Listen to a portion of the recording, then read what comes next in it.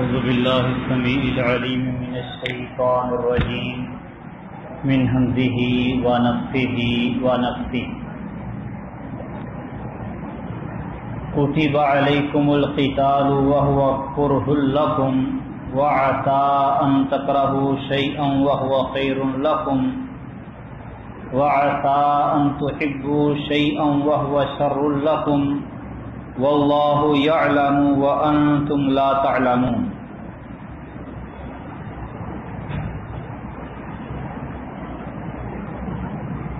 کتب علیکم القتال، لکھ دیا گیا ہے، فرض کر دیا گیا ہے تم پر قتال، لڑنا، وَهُوَ كُرْهٌ لَكُمْ، حالانکہ وہ تمہیں ناگوار ہے، ناپسند ہے۔ وَعَسَىٰ أَن تَكْرَهُوا شَيْئًا، اور ممکن ہے کہ جس چیز کو تم ناپسند کرو وَهُوَ خَيْرٌ لَكُمْ، اور وہ تمہارے لیے بہتر ہو۔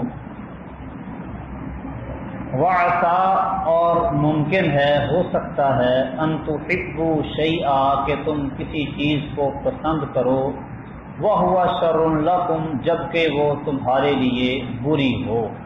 واللہ یعلم وانتم لا تعلمون، اور اللہ جانتا ہے اور تم نہیں جانتے۔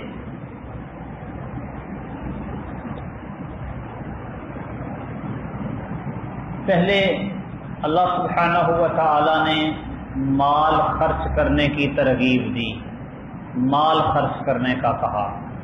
اب یہاں پر جان خرچ کرنے کا کہا جا رہا ہے اہل ایمان کو۔ کتب علیکم القتال، تم پر قتال، لڑنا فرض ہے۔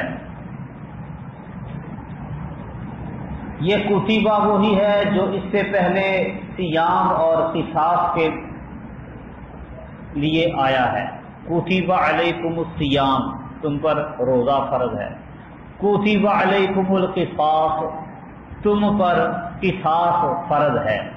اسی طرح کتب علیکم القتال، یعنی تم پر قتال فرض ہے۔ مسلمانوں پر یہ فرض اور لازم ہے کہ وہ جہاد کریں، قتال کریں۔ جہاد، قتال، یہ مسلمانوں پر فرض واجب ہے، خواہ وہ لڑنے کے لیے نکلیں یا نہ نکلیں یا بیٹھے رہیں۔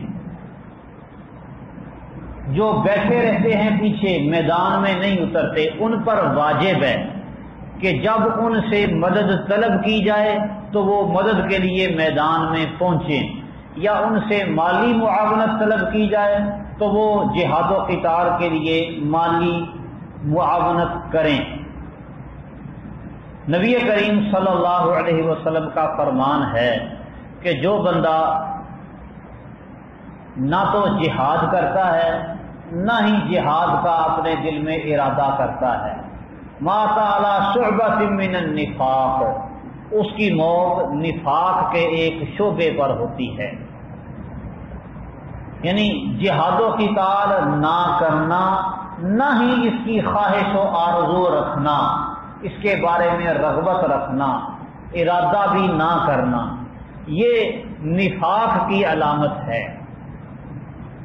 اور ارادے کے لیے اللہ سبحانہ و تعالی نے وضاحت کی ہے، وَلَوْ أَرَادُوا الْخُرُوجَ لَأَعَدُّوا لَهُ عُدَّةً، اگر ان کا جہاد پر نکلنے کا ارادہ ہوتا، لَأَعَدُّوا لَهُ عُدَّةً، تو وہ اس کے لیے تیاری ضرور کرتے۔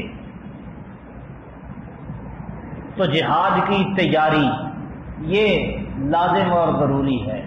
اعدوا لهم ما استطعتم من قوة، جس قدر قوت ہو تیار رکھو۔ اب قوت دور کے بدلنے کے ساتھ ساتھ بدلتی رہتی ہے۔ کافر قوتوں سے میدان میں کھڑے ہو کر لڑنا یہ بھی ایک جہاد ہے۔ ایسے ہی کافروں کے عقائد و نظریات کو باطل اور اسلام کے عقائد و نظریات کو حق ثابت کرنا، یہ بھی ایک جہاد ہے۔ دین اسلام کی سربلندی کے لیے ہر قسم کی جد و جہد جہاد کہلاتی ہے، لیکن جب لفظ قتال بولا جاتا ہے تو جہاد کی ایک خاص قسم یعنی میدان میں اتر کر لڑنا، قتال، یہ مطلوب وہ مقصود ہوتا ہے۔ جہاد کی باقی انواع و اقسام وہ الگ کی الگ رہ جاتی ہیں۔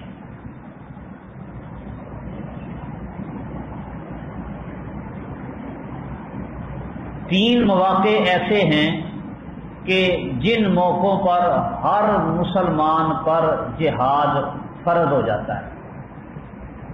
ویسے جہاد فرض ہے، واجب ہے، لیکن ہر مسلمان پر نہیں۔ لیکن تین موقع ایسے ہیں کہ جن موقعوں پر ہر مسلمان پر جہاد کے لیے نکلنا فرض اور لازم ہو جاتا ہے۔ جب امام مسلمانوں کا، امیر المؤمنین، خلیفۃ المسلمین، مسلمانوں کا حاکم، ملک کا حکمران، وہ کسی خاص شخص کو کہے جہاد پر نکلنے کے لیے، جس کو کہہ دے اس پر وہ نکلنا فرض اور لازم ہو جاتا ہے۔ ایسے ہی نفیر عام کا اعلان ہو جائے کہ سارے ہی نکلو، تو پھر سب پر نکلنا فرض عین ہو جاتا ہے۔ ہاں، وہ بندے جن کو امیر پیچھے رہنے کا کہہ دے ان کے لیے پیچھے رہنا جائز ہوتا ہے۔ جیسے غزوہ تبوک کے موقع پر نبی کریم صلی اللہ علیہ وسلم نے سب کو نکلنے کا حکم دے دیا تو سب پر جہاد فرض ہو گیا۔ سیدنا علی رضی اللہ تعالیٰ عنہ کو پیچھے رہنے کا حکم دیا کہ آخر پیچھے بھی تو کسی نے کچھ سنبھالنا، تو ان کے لیے پیچھے رہنا لازم تھا۔ جب امام نفیر کا حکم دے مسلمان حاکم تو پھر سب پر وہ فرض ہو جاتا ہے۔ اسی طرح جب کفار مسلمانوں کی کسی بستی پر حملہ آور ہو جائیں تو اس بستی کے رہنے والے تمام لوگوں پر جہاد فرض و واجب ہو جاتا ہے، اپنا دفاع کرنا، جیسے بھی ممکن ہو وہ دفاع کریں۔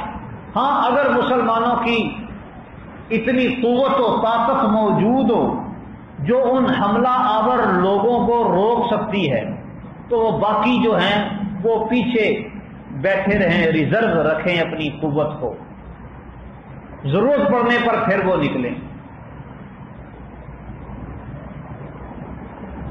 اسی طرح جب دشمن سے مڈ بھیڑ ہو جائے، جنگ شروع ہو جائے، لڑائی شروع ہو اور بندہ میدان جہاد میں ہو، میدان میں موجود ہے، لڑائی چھڑ گئی کافروں کے ساتھ، اب اس صورت میں جو لوگ اس میدان میں موجود ہیں ان سب پر لڑنا فرض ہے، کوئی بھی پیچھے واپس نہیں جا سکتا۔ اللہ سبحانہ و تعالیٰ نے فرمایا ہے یا ایھا الذین آمنوا اذا لقیتم الذین کفروا زحفا فلا تولوہم الادبار، جب کافروں سے تمہاری میدان میں مد بھیڑ ہو جائے، لڑائی ہو جائے تو پھر پیٹ پھیر کے بھاگو نہیں۔ تو یہ تین مواقع ہیں کہ ان پر جہاد سب کے لیے فرض ہو جاتا ہے۔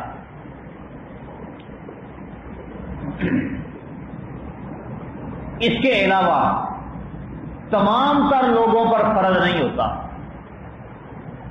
جب مسلمانوں کی کسی آبادی پر کافر حملہ ہوں تو دوسرے اس کے قرب و جوار کی جو مسلم آبادیاں ہیں، مسلم علاقے، ان پر جہاد پر جانا فرض نہیں ہوتا، الا کہ اس علاقے کے لوگ اپنی مناصرت و مدد کے لیے انہیں بلائیں یا اس علاقے کے لوگ دفاع کرنے سے قاصر ہوں، پھر ان کے قریب والوں پر ان کی مدد کرنا فرض ہو جاتا ہے۔ وَإِنِ اسْتَنْصَرُوكُمْ فِي الدِّينِ فَعَلَيْكُمُ النَّصْرُ، تو یہ فرضیت بھی سب پر نہیں ہوتی، کم از کم اتنے کو لوگ جو اس جہاد کو سر انجام دے سکیں ان پر فرض ہے، فرض کفایہ جس کو بولا جاتا ہے۔ تو جب جہاد فرض عین ہوتا ہے پھر کسی کی اجازت کی ضرورت نہیں رہتی۔ امیر نے حکم دے دیا مسلمانوں کے حاکم نے نکلو جہاد کے لیے، سب پر نکلنا فرض ہو گیا۔ جب وہ سب کو کہہ دے یا کسی خاص آدمی کو کہہ کہ چل تو جا، اب وہ یہ نہیں کہہ سکتا جی میں اپنی ماں سے پوچھاؤں، امیر کا حکم آ گیا جانا ہی پڑے گا۔ تو جو جہاد ہوتا ہے اختیاری کہ بندے کو اس میں اختیار ہے، چاہے جائے چاہے نہ جائے، اس صورت میں والدین کی اجازت یہ فرض ہے۔ ایک آدمی آیا کہتا ہے اللہ کے نبی صلی اللہ علیہ وسلم میں آیا ہوں جہاد کرنے کے لیے، فَتَرَكْتُ أَبَوَيَّ يَبْكِيَانِ، اپنے ماں باپ کو چھوڑ آیا ہوں روتا ہوا۔ نبی صلی اللہ علیہ وسلم نے فرمایا ان میں جا کر جہاد کر، فَفِيهِمَا فَجَاهِدْ، اور ایک روایت میں آتا ہے اَضْحِكْهُمَا كَمَا أَبْكَيْتَهُمَا، جیسے تو نے ان کو رلایا ہے ویسے ان کو ہنسا، خوش کر جا کے۔ والدین کی اجازت جہاد کے لیے ضروری ہے۔ والدین کی اطاعت یہ فرض اور لازم ہے مسلمان آدمی پر، والدین کی نافرمانی کرنے کی اجازت نہیں۔ ہاں والدین اگر اللہ کی نافرمانی کا حکم دیں پھر ان کی اطاعت نہیں ہوتی۔ مسلمانوں کا امیر اور حاکم وقت اس کا حکم وہ والدین کے حکم سے مقدم ہے، وہ مسلمانوں کی اجتماعی سوچ اور اجتماعی نفع کے لیے ہے۔ اگر حکمن اس کو نہیں کہا گیا مسلمان حاکم کی طرف سے، یہ جو تنظیموں اور اداروں کے امراء ہیں، چھوٹی چھوٹی تنظیمیں بنا کے ٹولیاں وہ لڑنے والے، اس طرح ہمارے ملک میں ایک دور میں پتہ نہیں کتنی تنظیمیں تھیں، بے شمار ان گنت جہادی تنظیمیں ہو گئی، اب تھوڑی رہ گئی۔ تو ان تنظیموں کے امراء کی وہ حیثیت نہیں جو حاکم کی ہے۔ حاکم کے حکم پر والدین کی اجازت ساقط ہو جاتی ہے، ان کے حکم پر والدین کی اجازت ساقط نہیں ہوتی۔ یہ حکم بھی دیں تب بھی والدین کی اجازت ضروری ہے۔ یہ فیصلہ حاکم وقت نے کرنا ہے۔ مسلمان حکمران، امیر المؤمنین اور امیر الجماعہ، امیر تنظیم، اس کے مابین زمین آسمان کا فرق ہے۔ عام طور پہ لوگ ایسا کام کرتے ہیں کہ وہ احادیث، وہ احکام جو امیر المؤمنین کے بارے میں ہیں، خلیفہ مسلمین کے بارے میں، وہ اٹھا کے اپنی تنظیم، اپنی جماعت، اپنے ادارے کے امیر پر فٹ کرتے ہیں۔ جیسی اطاعت خلیفہ کی کرنی چاہیے ویسی بلکہ اس سے بھاڑ کے اپنی تنظیموں کے امراء کی اطاعت کروانا چاہتے ہیں، اور یہ سراسر ناانصافی اور زیادتی ہے۔ تو امیر حکم دے، نفیر عام کا اعلان کرے تو سب پر، کسی خاص بندے کو حکم دے تو اس کے لیے جہاد پر جانا فرض ہو جاتا ہے۔ یہ امیر کون ہے؟ مسلمانوں کا امیر، حاکم۔ کافر کسی بستی پر حملہ آور ہو جائیں تو پھر اس بستی کے لوگوں کا دفاع کے لیے نکلنا لازم ہو جاتا ہے، پھر والدین کی اجازت کوئی ضروری نہیں رہتی۔ ایسے ہی ایک بندہ میدان جنگ میں ہے، اب وہ جنگ چھڑی، کہتا ہے جی اجازت لینا ہوں، نہیں، شریعت اس کو اجازت نہیں، میدان سے نکلنے کی اجازت نہیں دیتی،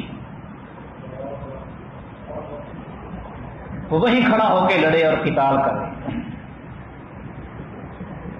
اور قتال کے لیے لازم اور ضروری ہے کہ اگر بندہ مسلمان حاکم کی اطاعت میں ہے تو حاکم وقت کے حکم پر لڑے یا اس کی اجازت سے لڑے۔ اگر تو حاکم وقت حکم دے دے اس کو لڑنے کا، پھر تو لڑنا اس پر فرض عین ہو گیا۔ حاکم حکم نہیں دیتا کسی معین آدمی کو یا سب کو، ویسے ترغیب دلاتا ہے کہ جہاد و قتال کے لیے افراد کی ضرورت ہے تو جہاد کرو، معین نہیں کرتا۔ یہ دوسرا طریقہ ہے جہاد کے لیے، یا حاکم کا حکم یا اس کی اجازت، یہ جہاد و قتال کے لیے لازم اور ضروری ہے۔ ہاں جو ہے نا اپنے دفاع کا جہاد، اس میں نہ حاکم کی اجازت نہ والدین کی اجازت، جیسے ابو بصیر رضی اللہ تعالی عنہ کا واقعہ ہے۔ مسلمانوں کے مکہ سے مدینے آئے، مدینے میں صلح حدیبیہ پر معاہدہ تحریر کیا ہوا تھا مسلمانوں نے کہ جو بھی مسلمان ہو کے آئے گا واپس کر دیں گے۔ وہ کافر آ گئے مشرک لینے کے لیے، نبی علیہ الصلوۃ والسلام نے بھیجا کہ جاؤ واپس چلے جاؤ۔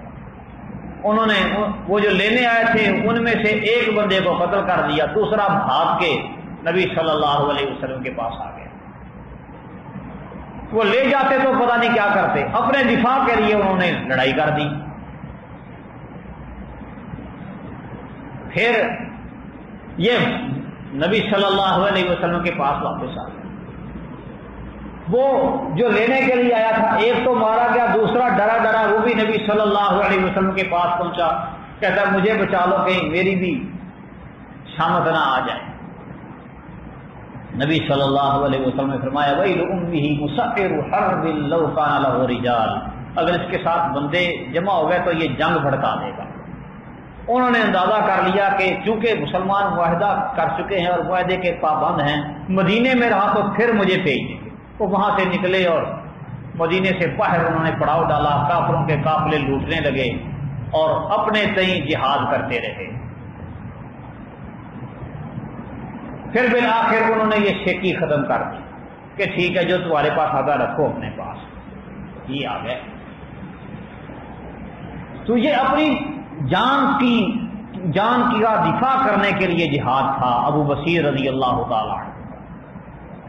اور پھر بعد میں جب وہ مدینہ سے رخصت ہو گئے چلے گئے، پھر تو مسلمان حاکم کی اطاعت سے ہی نکل گئے نا، وہاں پہ اس حاکم کا سلطان تھا ہی نہیں جہاں جا کے بیٹھے، وہاں پہ وہ امیر و نفسی ہی اپنے آپ کے امیر بن گئے خود، اور جو بھی مسلمان ہوتا ان کے ساتھ آ کے مل جاتا، جو بھی مسلمان ہوتا، مدینے تو جا نہیں سکتے تھے، وہی جمع ہونے لگے، جمگھٹا بن گیا، جتھا جمع ہو گیا اور انہوں نے کارروائیاں شروع کر دی، گوریلا وار۔ اور اس وقت موجودہ جہاد وہ کئی لوگ کہتے ہیں جی ایجنسیوں کا جہاد ہے جی، اور کئی کہتے ہیں جی حکمران کی اجازت ہی نہیں ہے۔ عجیب متضاد لوگوں کے خیالات ہیں۔ ایجنسیوں کے تحت جہاد کا مطلب کیا ہے؟ حکومت کے تحت جہاد، نتیجہ تو یہی نکلتا ہے نا۔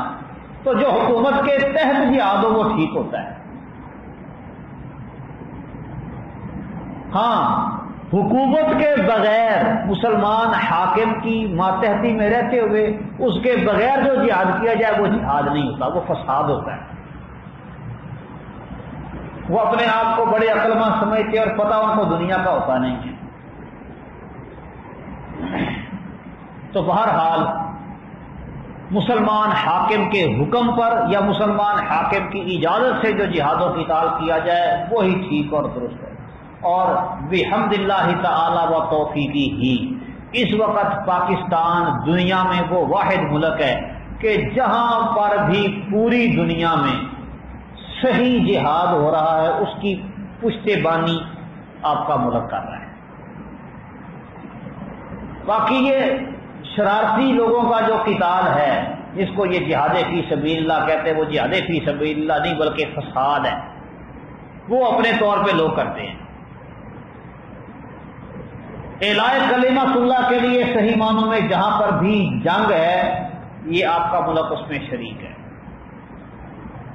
ہاں یہ پراکسی وار ہے، نیابتی جنگ، کہ خود سامنے نہیں آنا اور تسلیم بھی نہیں کرنا کہ ہم کر رہے ہیں۔ الحرب خدعہ، جنگ دھوکے کا نام ہے۔ کتب علیکم القتال، تم پر لڑنا فرض کر دیا گیا ہے، وہو کرہ لکم، حالانکہ وہ تم کو ناپسند لگتا ہے۔ ناپسند اس لیے لگتا ہے کہ اس میں زخمی ہونے کا، اعضاء کٹنے کا، جان سے جانے کا، بیوی بچوں سے گھر بار سے دور رہنے کا، سفروں کی مشقتوں کا، کھانے پینے سونے میں بے ترتیبی کا، کئی ایک چیزوں کا خوف ہوتا ہے، اس لیے انسانی طبع کو ناپسند لگتا ہے۔ اللہ تعالیٰ فرماتے ہیں وَعَسَىٰ أَن تَكْرَهُوا شَيْئًا وَهُوَ خَيْرٌ لَكُمْ، ہو سکتا ہے جس کو تم ناپسند کرتے ہو وہ کام تمہارے لیے بہتر ہو، اور جہاد کرنا یقیناً بہتر ہے۔ کیوں؟ مسلمانوں کو جہاد کے نتیجے میں فتح ملے گی، کامیابی ملے گی، غنیمتیں حاصل ہوں گی، بہتری ہی بہتری ہے اس میں۔ اور اگر بندہ جہاد میں جان سے چلا جائے تو تب بھی اس کے لیے بہتر ہے، شہادت ہے، آخرت اس کی بن گئی، اجر بھی ملے گا، غنیمتیں بھی ملے گی، یہ خیر ہی خیر ہے۔ وَعَسَىٰ أَن تُحِبُّوا شَيْئًا وَهُوَ شَرٌ لَكُمْ، اور ہو سکتا ہے جس چیز کو تم پسند کرتے ہو وہ تمہارے لیے بری ہو۔ جہاد سے پیچھے رہنا، جہاد پر نہ جانا پسند کرتے ہو، لیکن ہے برا۔ کیوں؟ جہاد نہیں کرو گے کافر غالب آ جائیں گے، مسلمان مغلوب ہو جائیں گے۔ جب مسلمان مغلوب ہوں گے، کافر غالب ہوں گے، نہ مسلمانوں کی جان محفوظ، نہ مسلمانوں کا مال محفوظ، نہ مسلمانوں کی عزتیں محفوظ، کچھ بھی محفوظ نہیں رہے گا۔ تو جہاد چھوڑنے میں برائی ہی برائی ہے۔ نبی کریم صلی اللہ علیہ وسلم فرماتے ہیں کہ جب تم بیلوں کی دمیں پکڑ لو گے، کھیتی باڑی کرنا شروع کر دو گے اور سودی کاروباروں کے اندر لگ جاؤ گے، جہاد چھوڑ دو گے، تو پھر نتیجہ کیا نکلے گا؟ اللہ تم پر ذلت مسلط کرے گا۔ لا ينزعه حتى ترجعوا الى دینکم، وہ ذلت ختم نہیں ہوگی جب تک تم واپس اپنے دین کی طرف نہیں لوٹ آتے ہیں۔ آپ دنیا کماؤ لیکن جہاد نہ چھوڑو۔ مسلمانوں نے جہاد کو چھوڑا، سستی کی، تو اندلس و غرناطہ میں جہاں اسلام کا جھنڈا لہراتا تھا وہاں کیا کچھ نہیں ہوا۔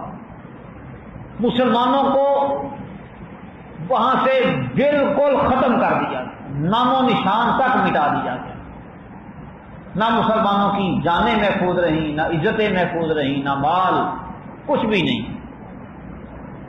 آج وہی اندلس ہے ابھی تک انہی کے قبضے میں۔ اور اب بھی دیکھ لیں، مسلمان جہاد سے غفلت برتنے کے نتیجے میں عراق میں، شام میں، افغانستان میں، اور بلکہ جو مسلمان ممالک ہیں اس وقت جہاں پر مسلمان حکومتیں ہیں، ان میں بھی کافروں کا حکم چلتا ہے، اپنی منواتے ہیں، ورلڈ آرڈر ہے، اور ہمارے حکمران ایک ٹیلی فون کال پر ہی لیٹ جاتے ہیں۔ کیوں؟ قوت نہیں، جہاد نہیں، اور جہاد ہو تو ان کو بات کرنے کی جرت ہی نہ ہو۔ وَعَسَىٰ أَن تُحِبُّوا شَيْئًا وَهُوَ شَرٌ لَكُمْ، ہو سکتا ہے جس چیز کو تم پسند کرتے ہو وہ تمہارے لیے بری ہو۔ جہاد کو چھوڑنا، ترک کرنا تمہیں پسند ہے لیکن ہے تمہارے لیے برا۔ وَاللَّهُ يَعْلَمُ وَأَنتُمْ لَا تَعْلَمُونَ، اور اللہ تعالیٰ جانتا ہے اور تم نہیں جانتے۔ تو اللہ سبحانہ و تعالیٰ کو معلوم ہے کہ جہاد کرنے میں ہی تمہارے لیے بہتری ہے، اس لیے اللہ تعالیٰ نے تم پر جہاد فرض اور لازم قرار دیا ہے۔